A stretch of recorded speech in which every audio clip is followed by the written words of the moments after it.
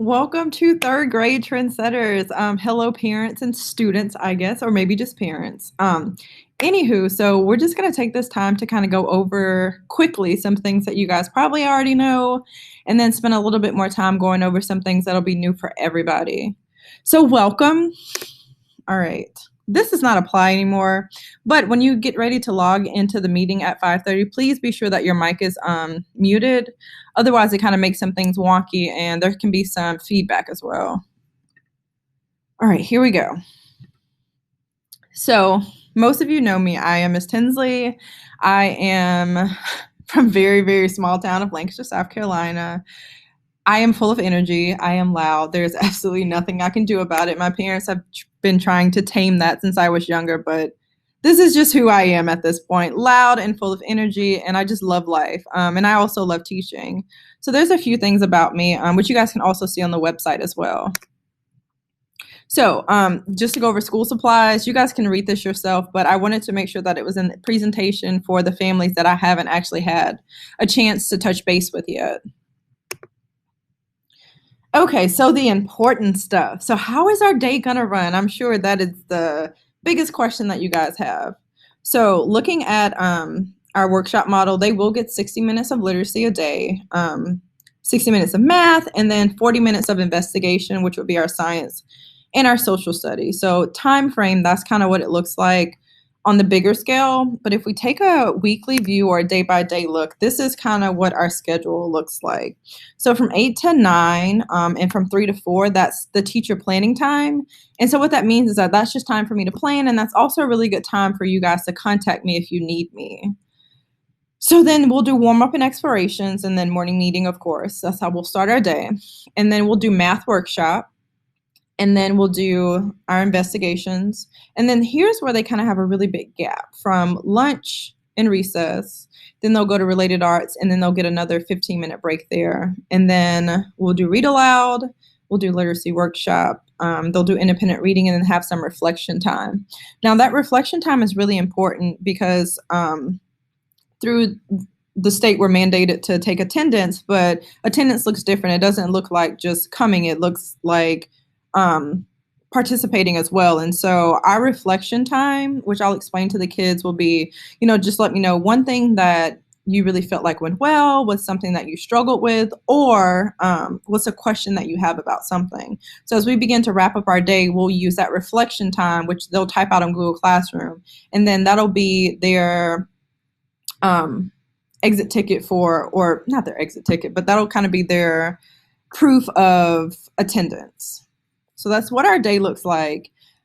So speaking of day, because this looks so different from what we're used to in the spring, I think we're going to do Google Meet a little bit differently, and that's what we're going to talk about next. So instead of them just going to Google Meet like they normally do from our Google Classroom, I'm going to take it upon myself to kind of go ahead and map out their Google Meets for them. So let me show you what I mean. So instead of going to Google Classroom through instead of going to Google Meet, through our Google Classroom, they'll just go to their waffle, and they know that that's the waffle. Once they go to the waffle, they'll click Google Meet, and then here's where it looks different. So I'm going to make sure that I schedule out like our morning meeting at what time, because I know some parents asked, well, is there a way that I can kind of keep my kid on a timer, or, set an alarm so that they know what time literacy workshop is, or what time read aloud is, or what time math workshop is. And I know that kind of gets a little bit hectic, especially when parents are working from home. And so I want to take that stress off of you guys. So instead, I'll just put it in a Google Calendar and then invite them to it, and they don't have to do anything. But when they go to Google Meet, again, they'll click on the waffle right there. They will click on Google Meet, and then everything for that day will show up for them. So when I get ready to pull small group, those kids who aren't in small group won't have it on their schedule, and they don't have to remember, well, am I meeting with Miss Tinsley today, or am I meeting with her tomorrow? So everything will be mapped out right there with the exact time that they need to be there. So I'm hoping that that'll take a little bit of stress off of you guys, and that it'll be a little bit easier for the kids. So that was one of the newest things that I wanted to make sure that I went over with you guys. Speaking of Google Meet, as many of you know, we had it wasn't a big issue, but there was a lot of struggle with trying to figure out, well, how do I see everybody? Or now that I see everybody, your screen's small, Miss Tinsley, and I can't see what you're showing me. So this video here, and you can click on it from the presentation, not the video, but the actual presentation, the slides that I'm going to send you. Click here, and then it'll take you to the wee video that just kind of shows them how to use grid view, how to use spotlight view, and how to use the sidebar view. So it's just a video showing them. So there's that. All right, so let's go over expectations. They're very similar from last spring, and we didn't have any trouble with, kids being inappropriate or, not doing the right thing or distracting others. So we didn't really have much of an issue with that, but I do want to go ahead and set that tone of these are the expectations, and I'll go over them with the kids so that way, if we do come across any issues, we can go back and review and say, well, what were our expectations? So of course, they need to be on time.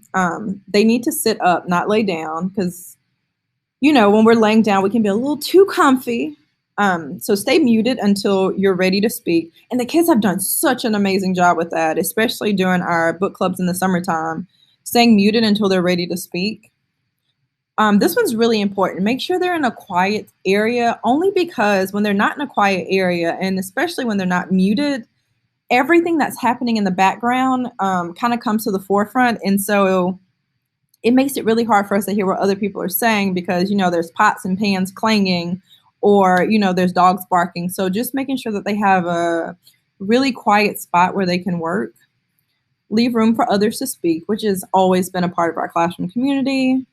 Asking for help when they need it, because we all need some help, including Miss Tinsley. Participate and be kind. So those are just the expectations for them. So speaking of expectations, here I want to make sure that this doesn't become another thing for parents to do. So I want to be clear about what kids might need help with and what they probably don't need help with.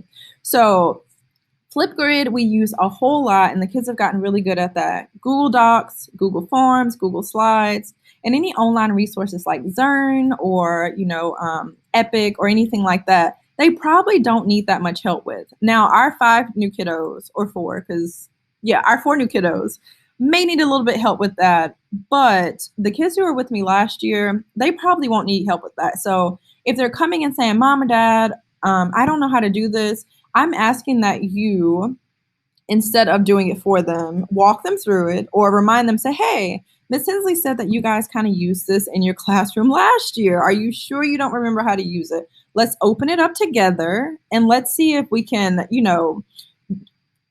jog your memory a little bit and see if anything comes back to you. Now, some things they're probably going to need help with is taking pictures and emailing those pictures. While they're really good at emailing, inserting photos and things like that can be quite difficult for them sometimes. So if you guys could just help them work on that, and I'm sure the more they practice, the better they'll get. And then they'll eventually get to the part where they don't really need help with it. All right. So how can you help your child be successful? Obviously be patient, which is kind of hard to do right now. I get it. There's a million things going on and there's a million questions, but just be patient with them.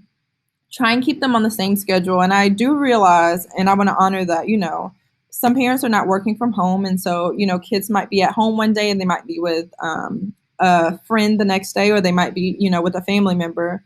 But try and keep them on that same schedule of getting up at the same time, eating breakfast at the same time, and just trying to follow a schedule so that way they can follow our schedule that we have planned out for our day. Help them by walking them through it, not by doing it for them.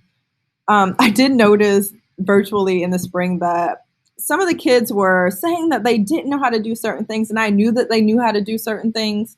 So make sure that you're walking them through it and not doing it for them, because it takes away their independence and it takes away their growth too. So we want to make sure that we're showing them, not doing for them. Hold them accountable, obviously. Check in with them, every 30 minutes or every hour, just like, hey, you need anything? And be sure that they're reading daily. That is probably the most important. Be sure that they're reading, which they will be doing some reading with me as well, but still getting in that independent reading time every day outside of school, just like I expected them to do when we were in school, is super important as well. All right, so let's just say that there's something that you forgot, chances are it's on our class website. And I don't know if all of you have seen it, but here's a little snippet of the home screen. And if you click right here in this link, when I send out this presentation, remember, not the video, but the actual presentation with the slides, you can click right here and it'll take you straight to the parent website. And so you've got the home, which has our schedule, the access to the school website, the Richland 2 website, a little bit about Miss Tinsley, and I'm not going to go through these, but I am going to show you each one. Supply lists for while in e-learning and when we get back to school. The expectations that we already went over, but it'll be nice to have the kids see these as well. And here is one thing that I just added, not sure if you guys noticed yet, and it looks a little wonky right now, but I'm going to put our recorded lessons on here just in case parents need to see them. So they'll be posted on Google Classroom for the kids, but I'll also post them here in case you guys need to see them or reference them as well. So we'll have our reading and writing, which will be literacy, and then math, and then investigations, which would be our science and social studies. And then, of course, you have your helpful websites. Now, these 4 blocks will continue to change because it'll be a growing list as we continue to move throughout the year and throughout the standards. So this growing list will continue to grow as we move through the different things that we're going to be covering in social studies. So make sure you check back often to see what other websites could my kid probably use. All right, let me go back. And remember, you can access that website here, and it's also in my signature, and it's also on Bloom. So it's lots of different places for you to access. Okay, before the first day of school, I am going to ask that you guys do a few things for me, and I appreciate you so much in advance. Be sure that they're already logged into our Google Classroom, and there's already an assignment on there for them that just asks them, hey, what's something cool that you did over the summer? And as you can see, a few classmates have already answered. So the important thing is for them to log into that new Google Classroom. Also, go ahead and have them log into Zearn. And it's the same exact Zearn from last year. So if they're already logged in from last year, they're good to go. But just check behind them just to make sure. And then last but not least, log into Epic. Here, okay, log into Epic, but it needs to be our class Epic. Last spring, I noticed that a lot of kids did not, they were logged into Epic, but I couldn't see what they were reading and how often they were reading or what type of books they were reading. And so I am going to ask that they all log in with our class. So here's our class code. Even if they've already had Ms. Bolte and they're in her class, go ahead and log into our class. And I'm under the impression, and I could be wrong, and if so, I apologize, but everything will link back up. And so it will allow them to show like what they've already read. So they won't lose anything. But I do want them to go ahead and log in with our tongue twisted there, log into our Epic account. So after they've logged into these, if you could show them how to bookmark, and if you're unsure of how to bookmark, they basically just press this star right here and it'll bookmark it for them. So once they log into Google Classroom, go ahead and bookmark it. Once they log into Zearn, go ahead and bookmark it. Once they log into our class Epic, go ahead and bookmark it. So 2 more things. Please remind your child how to mute and turn on their videos. So those things are already on Google Classroom. So if they want to rewatch those videos, that's fine. Or if you want to show them, that's fine as well. Okay, here's the big thing. Thank you, thank you, thank you, thank you, thank you. I am going to ask that you guys help your kids clean out their inbox. So when they log into their Gmail account, there's hundreds, I feel like, of messages. So go ahead and have them delete all those messages unless they're super important. Just go ahead and have them delete those messages. I want it to be absolutely clean for the beginning of our new school year. So if you guys could do those 5 things, that would be awesome. Thank you so much.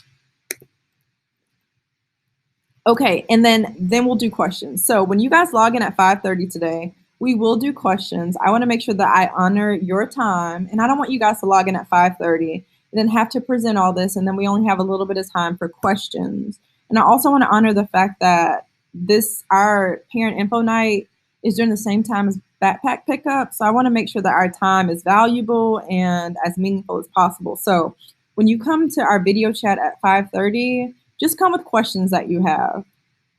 Okay, ending on a good note. here are our new friends. We have AJ, Nadia, Julia, Fatima, and Morgan. So I don't have a picture of AJ or Fatima because they are new to the district. And so I don't have a picture of them because they didn't do school pictures last year. But I promise to get you a picture of them as soon as possible. Maybe I'll have one by this afternoon. So that is it. Please come with your questions. If you want to go ahead and email me some questions, I can start with those questions when we meet at 5:30. But thank you guys so much for watching this video. I'll see you at 5:30. Bye.